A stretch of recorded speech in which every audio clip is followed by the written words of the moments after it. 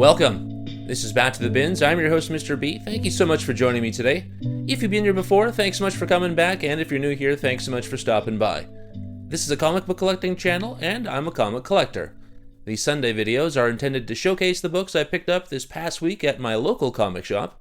I've got a pull list, so I'm pretty familiar with what's happening in comics today. I love digging through the back issue bins, and I love digging through the dollar bins. So, if that sounds interesting to you, and you'd like to join me on my journey back to the bins, why don't you take a look over here, and I'll show you what I picked up. Alright, and like I said, these are the books I picked up this past week at my local comic shop, 204 Comics in Winnipeg. And as per usual, we start in alphabetical order, and that takes us to DC this week, and Absolute Martian Manhunter. Love this book. I am, I think, only 2 issues in. This is issue number 4, the Derrick Chew variant. Number 3 should be coming around the corner any time now. I love this. This is a strange tale that I am enjoying. Artwork is fantastic, very psychedelic, as are these great covers. Love the variant covers on Absolute Martian Manhunter. Let me know in the comments if you're reading this, because this is good stuff, not only with the artwork, but the story. So it's 2 mints in one. And over to the dollar bins. Haven't said that in a while, but I couldn't resist this. This sitting right up front in the dollar bins.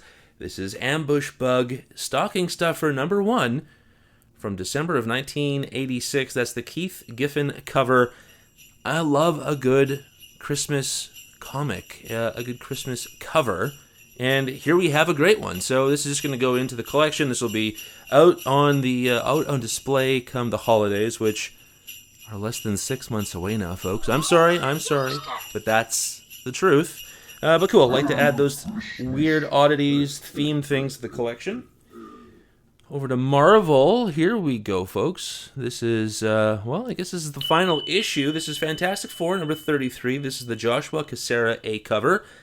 Yeah, so this run is starting over. Issue number 1, going to be the same writing team, which is fantastic because Ryan North is unbelievably talented at creating great stories that involve the first family of comics. And of course, July 25th is when Fantastic Four movie hits the theaters. So, yeah, I guess it's timed right for those who want to get on board in the comic world, who are interested in the film. And I am always interested in a variant cover, and here we have, again, Fantastic Four, issue number 33. This is the CAFU foreshadow variant.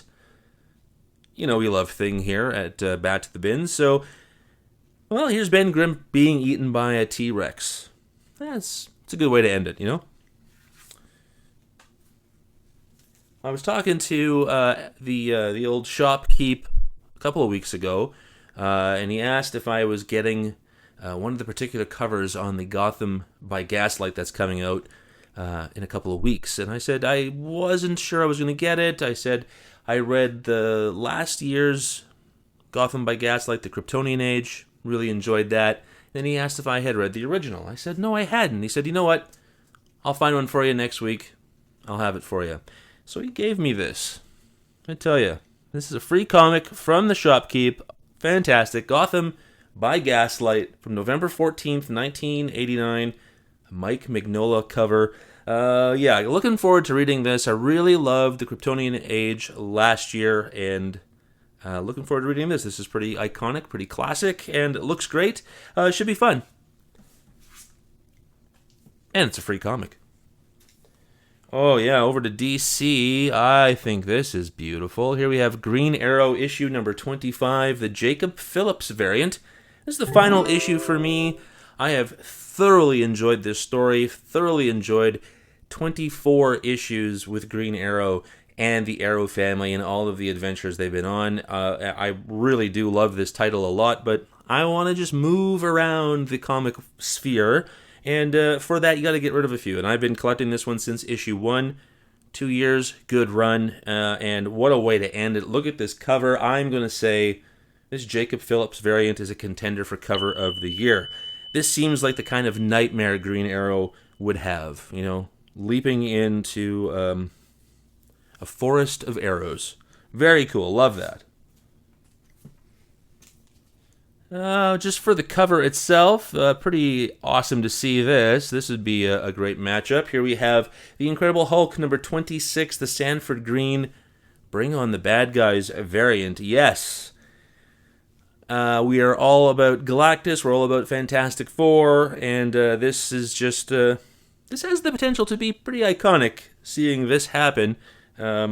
Yeah, I'm not going to read this, although I would like to see if this actually unfolds within these pages. Maybe I should. I just thought this cover was awesome. Speaking of awesome covers, everybody's favorite, the one, the only, Mark Spears and his Monsters. Here we have issue number 5, the haircut variant. I think this looks fantastic. Love these Mark Spears variants, getting them just for the covers, although I do understand that the interiors, the story itself, is pretty good, but for me, I just love these great monster covers. Super, super cool. Contender for cover of the year, maybe? I really like this one. This is really, really fun for me. Over to DC. This is something that looked very interesting, not only about what it is, but the cover itself. This is New History of the DC Universe, issue number 1. This is the Chris Samnee A cover. If you watch the channel, you know I love Chris Samnee's work. Always happy to see him doing covers. And this covers the DC gamut. This is just fantastic.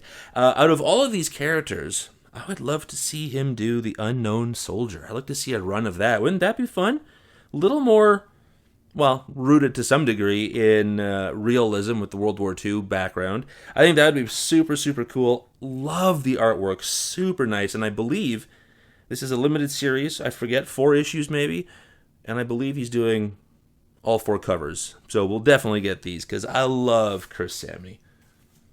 I also loved this, which I think is definitely a contender for cover of the year. I mean, come on. Here we have it again. New History of the DC Universe number 1. This time the Art Germ Foil Virgin variant. Oh. Yeah, I mean, again, foil is a gimmick. I get it, okay? This was a higher priced comic, but, like, again, the textures, the shine, this is perfect for Wonder Woman on the cover, and this is a very 1930s-esque, late 20s-esque image of Wonder Woman. I'm here for it. Super cool. Cover of the year. I love it. Maybe we'll give it to a foil variant. Who knows? But that is unbelievable. And then over to the independent section of your local comic shop. Here we have Pastime, issue number 3, the Mark Chiarello cover. I just read issue number 2. Fell a little flat for me. I think this is a combination of baseball and vampires, which I like both, and I love both actually. And this focused, the issue 2 for me focused a bit more on the baseball element, which I really liked because I'd love to actually read more about a baseball story. I think this one's having a hard time figuring out what it wants to do more of. Hopefully this issue is going to have that more homogenized version of both of these things coming together. I think that would push the story a little bit further because I want to read a cool comic about baseball. Let me know if you know any. I'd love to read about them in the comic, or I'd love to see them in the comics and eventually read them. Continuing in the independent section of the local comic shop, here we have Shadow of the Golden Crane, issue number 4.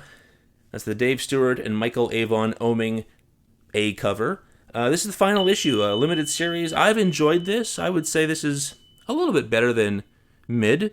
And I'm hoping that this really caps it off nicely. We see Hellboy sitting there in the corner. So hopefully he's going to make an appearance. He did, I think, in issue 1.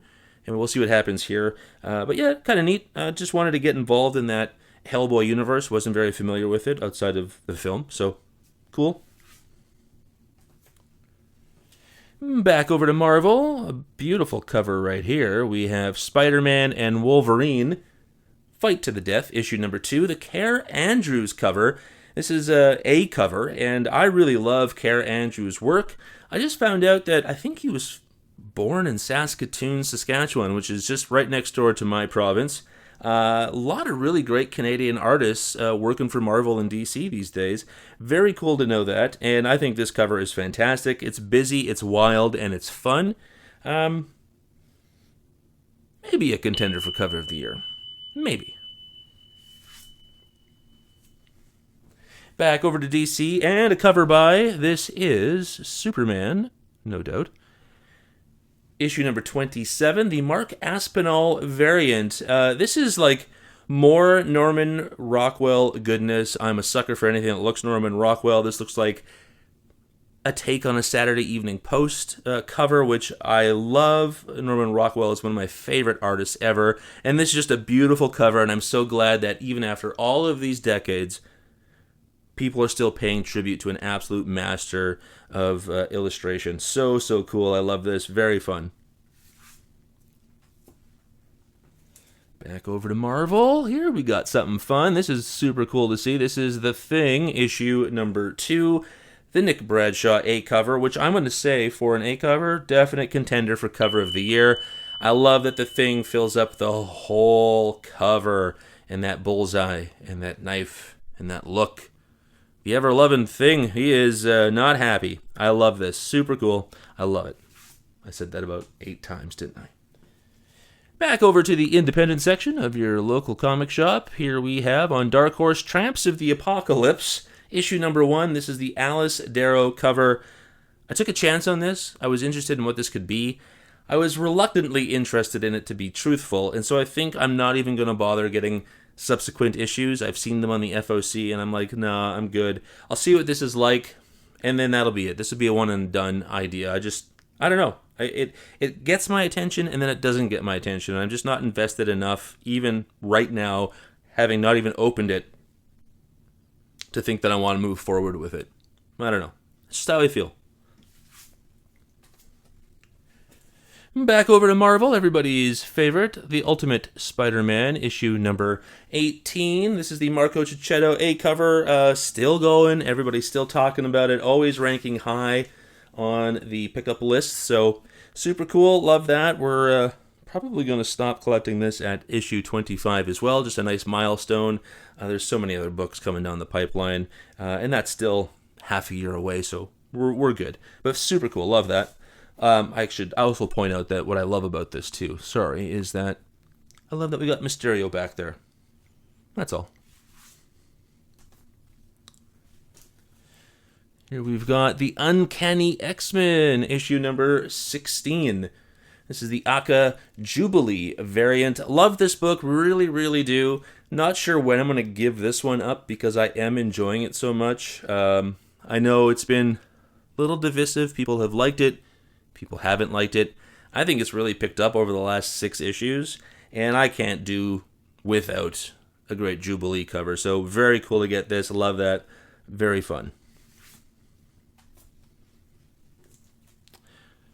Universal Monsters have been pretty successful. I've really enjoyed what they've been putting out over the last 2 years. This is Universal Monsters, The Mummy, issue number 4, Jay Lee variant. I would say that this book picked up in issue number 3, which was nice to see because it was a little flat, so I think we're finally getting into the real meat and potatoes of it. Hopefully this one really knocks it out of the park. Looking forward to it because I love the franchise. I love the original movies. The Mummy's one of my favorites. So yeah, fingers crossed this continues the trend of on the upswing. And this one's been creeping me out a little bit, making me feel like I don't want to read it, and then make me feel like I do want to read it, but this is When I Lay My Vengeance Upon Thee, issue number 5. Once again, Jacob Phillips, who did the Green Arrow cover. This is the variant cover that he did. And yeah, a book about exorcisms, a book about not telling the truth, a book about possession, and yeah, I don't know. The last issue finally, again, turned a page for us and took us a little bit somewhere different, which was nice to see. Really hoping, again, this is on the upswing because I'm not on the fence about it per se, but I just think that something like this could be done even better than they're doing it. But maybe they just needed a couple of issues to get that done. Maybe. I don't know. Well, there you have it, folks. So hopefully you enjoyed that. And how about we get back to the real world, shall we? Well, it was a great stack of books. Hopefully you enjoyed what you saw. And if you did, why don't you like, comment, and subscribe? It really helps to build the channel, and I'd love to develop a community of people who just really love comics. Thank you so much for joining me today. We'll see you next week. And until then, remember, comics are good.